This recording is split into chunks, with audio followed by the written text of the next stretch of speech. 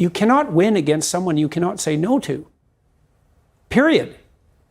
And we can't say no to Putin because we sold our soul for his oil and gas. And we did that to elevate our moral stature in relationship to saving the planet. And so here we are, facing a very dire winter, hoisted on the petard of our own foolishness and moral presumption. We're saving the planet. We'll see. I don't think so. It doesn't look like it to me. And this is the most catastrophic issue here. Assuming that we're facing an environmental crisis of planetary proportions, which is not something I buy, by the way, assuming we are, well, then I would imagine that you would put in place measures that would ameliorate that problem instead of exacerbating it. But all the measures you're putting in place are actually making the environmental problem worse.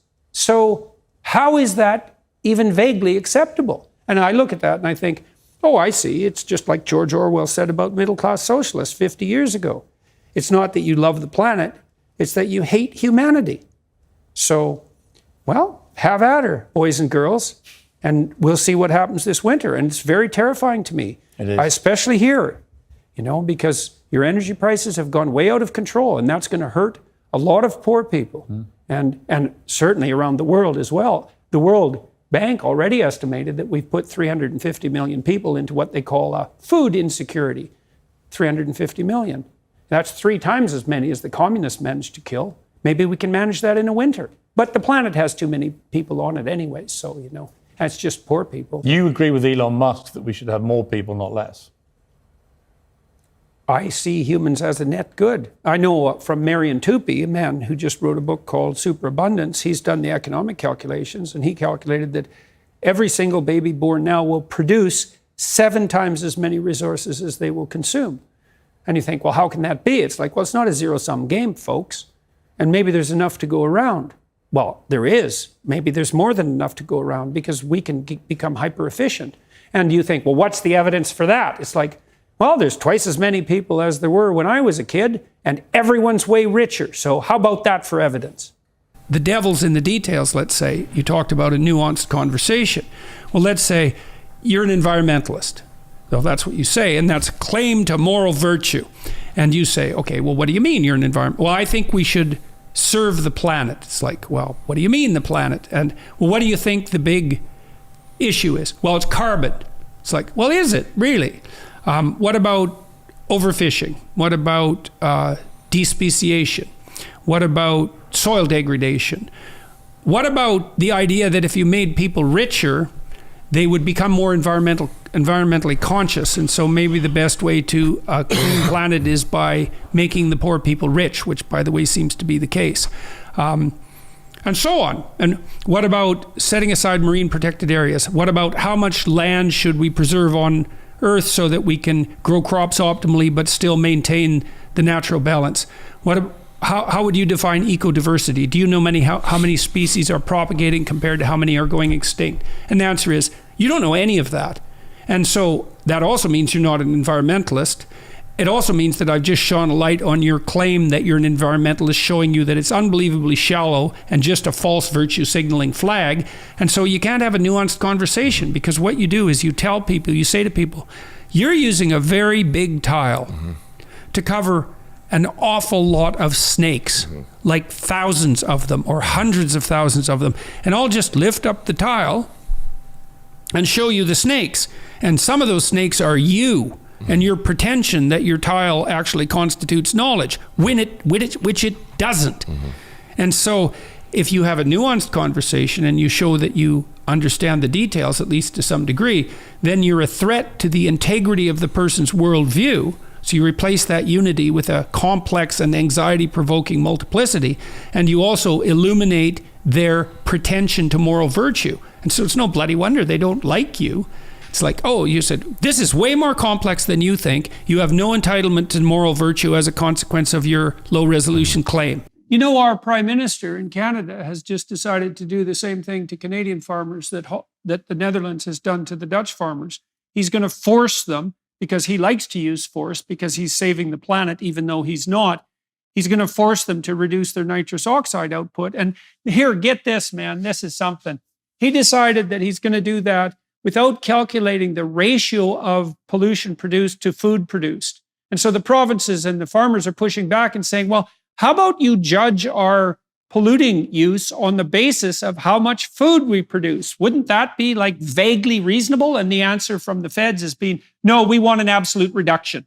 And that's exactly an example of this low resolution, narcissistic moralism that is substituting both for genuine religious conviction and for genuine knowledge. And I would say our Prime Minister in Canada, if it isn't Jacinda Ardern and Kamala Harris, it's definitely Justin Trudeau, who are the poster people for this sort of thinking. So imagine that there's an emergency.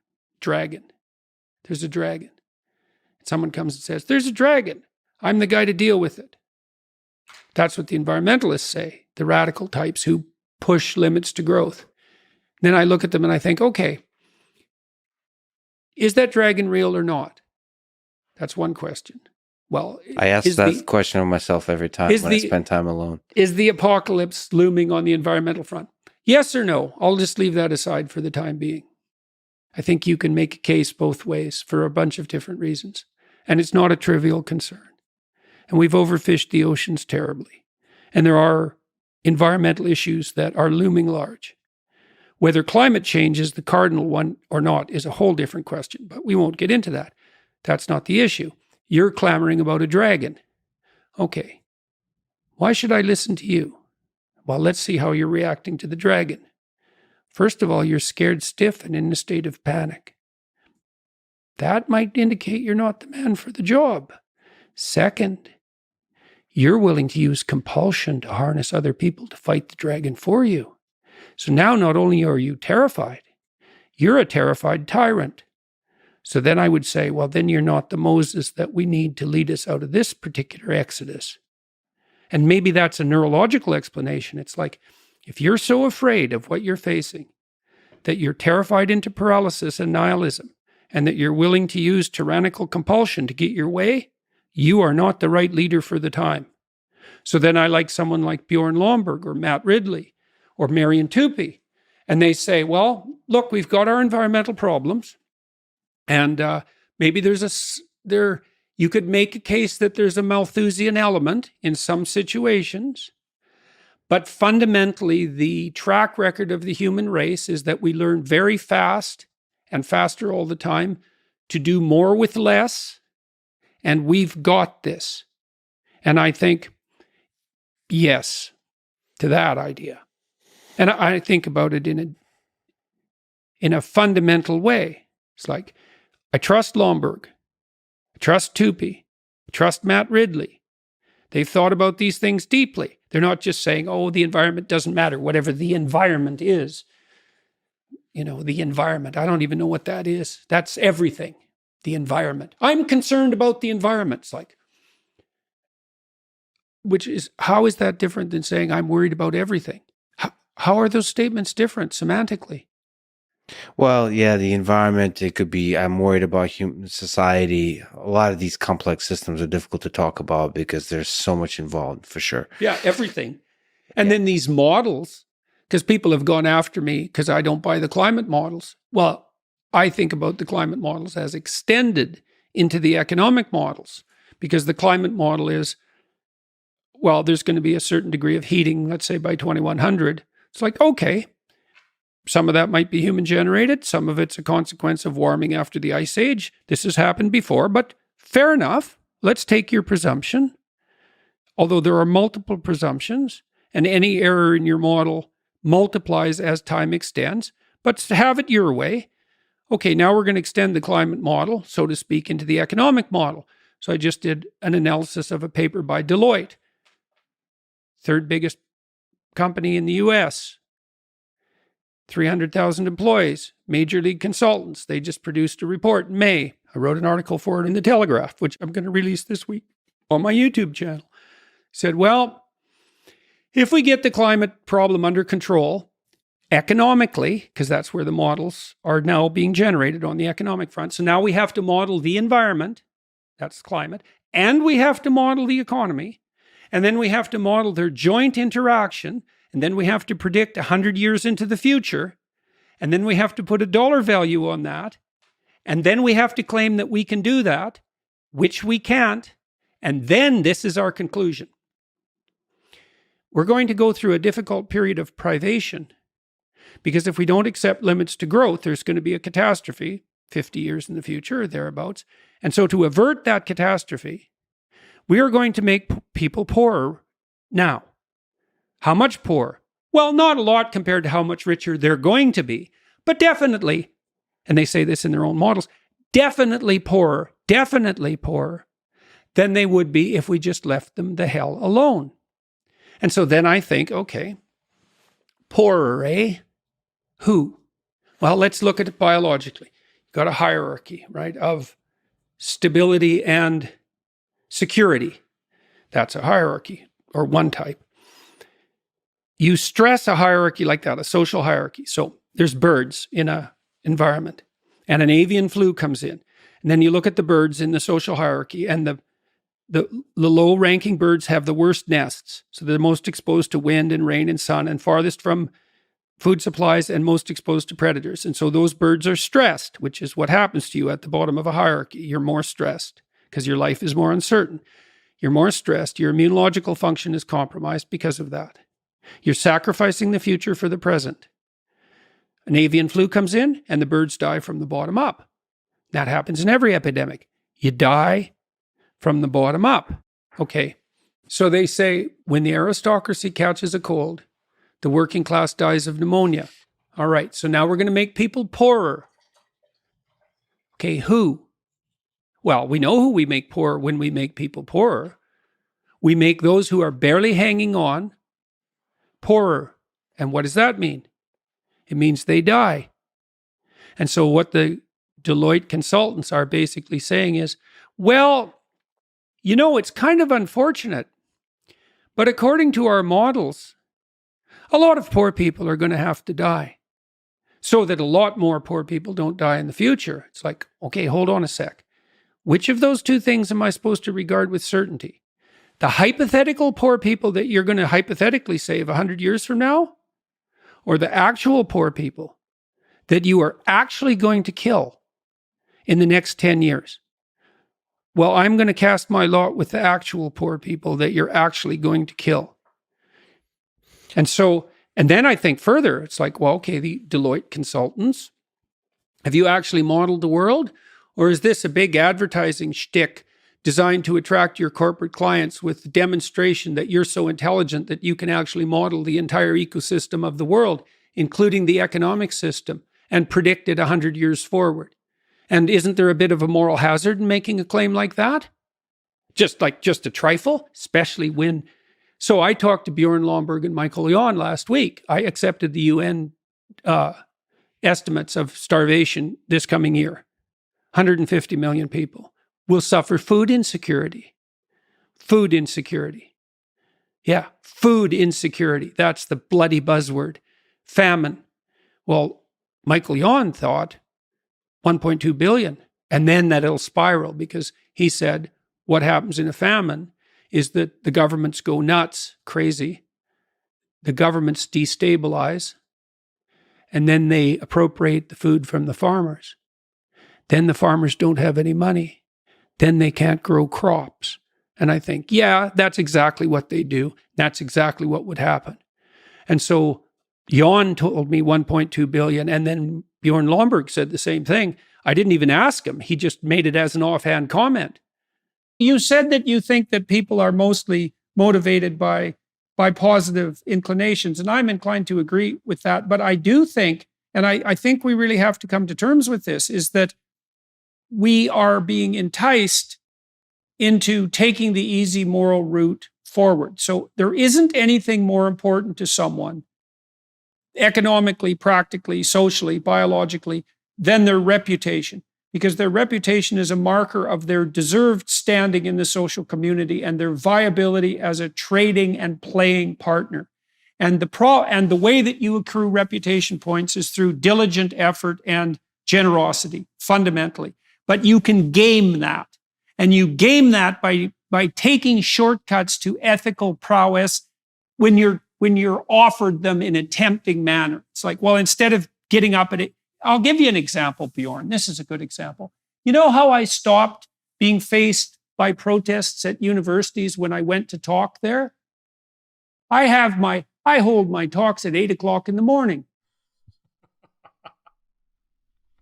Yeah, and you know why that's funny? Because none of the bloody protesters will haul themselves out of bed to come and, agitate about the magical super Nazi because it's 8 in the morning. Yeah, it is funny, but it's also exactly right. It's like, well, yeah, once you shake off your hangover days, you can haul yourself out of bed by 6 in the afternoon to go and protest and wave a sign about all the evil people who are destroying the world. But if your commitment requires getting up in the morning once, well, that's a bit too much for you. And so this enticement of laziness, and it's this weird nexus between narcissism and willful blindness and ignorance, because they foment and reinforce each other. I spent a lot of time reading. I worked for a UN committee for 2 years on sustainable economic and ecological development, and read a very large amount during that period of time and learned a lot, much of which made me much more optimistic than I had been before I read the relevant literature, which was a real shock to me. But the climate change issue is an absolutely catastrophic, nightmarish mess, and the idea that will unite us that's not going to unite us. I mean, first of all, it's very difficult to separate the science from the politics. And second, even if the more radical claims are true, we have no idea what to do about it. And so, no. And besides, it's even worse than that. Here's one of the worst things about the whole mess is, so as you project outwards with regards to your climate change projections, which are quite unreliable to begin with, and the unreliability of the measurement magnifies as you move forward in time, obviously, because the errors accumulate. And so if you go out 50 years, the error bars around the projections are already so wide that we won't be able to measure the positive or negative effects of anything we do right now. So how in the world are you going to solve a problem when you can't even measure the consequence of your actions? Like, how is that even possible? And besides that, well, what's the solution? What are we going to do? Switch to wind and solar? Well, good luck with that. Just try it and see what happens. We can't store the power. Germany tried it. They produced more carbon dioxide than they did when they started because they had to turn on their coal-fired plants again. That wasn't a very good plan. Well, we don't want nuclear. It's like, okay, what happens at night? The sun goes down. Well, isn't that something we should have taken into account? Well, we got to flip on the coal-fired plants. Well, so it was a complete catastrophe, and all that happened was the price of electricity shot up. There's like zero utility. So that's not a solution. So what are we going to do about it? Well, we should cut back. We can't consume as much as we are all consuming. It's like, well, maybe, except the data that I've read indicate that if you can get the GDP of people up to about $5,000 a year, then they start caring about the environment, and the environment cleans up. So you could make a perfectly strong case, I think, and a reasonable one, perhaps even a humane one, that the actual idea would be to get everybody in the world who's poor, desperately so, out of poverty as fast as possible, which would increase consumption in the short term, because then they'd start to care about the environment and things would clean up. It's like, okay, well, what are we going to do about global warming? Well, good luck figuring that out. I don't see a solution on the horizon. I look at Bjorn Lomborg's work. I really like Bjorn Lomborg. I think he's a real genius. You can look him up if you want. He took the UN millennial goals. There's 200 of them. That's way too many goals if you're serious about goals, by the way, because 200 goals isn't a plan. It's a wish list. You have to prioritize. I'm serious. You have to prioritize. But they won't prioritize because each of the goals has its constituents. And if you prioritize, then you irritate the constituents. But if you don't prioritize, then you can't implement the plan. So what Lomborg did was gather teams of economists, multiple teams, some of whom were Nobel Prize-winning economists. He had them assemble teams. He had them rank order development goals in terms of their return on investment, all of the teams. Then he averaged across the teams and came up with a final list. And addressing global warming wasn't even on the list. The most fundamental, he wrote a book called How to Spend $75 Billion to Make the World a Better Place, and that's not very much money on a global scale. Almost everything that he recommended had to do with increased child nutrition in developing countries. It's like, these things are complicated, man. These are complicated. It's like, well, let's fix global warming. It's like, okay, well, good luck with that. First of all, how are you going to do that? And to think that will unite us, well, certainly not uniting us so far. So, no. And it's just it's the kind of low-resolution thinking that just gets us absolutely nowhere. I like what Lomborg did way better. I think it's way more intelligent. So, you know, maybe if you increase child nutrition enough and you produce another, I don't know, 10 million geniuses as a consequence of that, and maybe one of them will figure out what to do about global warming. Well, I'm serious about that, you know? It's not a bad thing to increase the total sum of human brain power, you know? And so we treat these things so lightly. Well, let's fix the planet. Well, we're going to concentrate on global warming. Well, why global warming? Well, because everyone thinks that's the biggest catastrophe. Well, maybe it is, but if you don't have a solution, well, and then what about all those other problems? What are you going to do about them? Well, we'll ignore them because we can feel good about, you know, being concerned about global warming. It's like, you know, one of the reasons there's more trees in the Northern Hemisphere than there were 100 years ago. No one knows that, but it's true, and by a substantial margin. You know why, in part? Because people burned coal instead of wood. It's like everyone says, well, we shouldn't burn coal. It's like, okay, fair enough. What do you want to do, burn trees instead? Because that's what poor people would have done. It's like, coal isn't good. Well, it's better than burning wood. So these things are complicated. So they're unbelievably complicated. And so, no, it's not going to unite us. And we're not going to do a damn thing about it either. So it doesn't really matter. So, well, what are we going to do? You're going to stop, like, having heat? You're going to stop having electricity? You're going to stop driving your cars? You're going to stop taking trains? It's like, you're going to stop using your iPhones? You're not going to do any of that. And no wonder.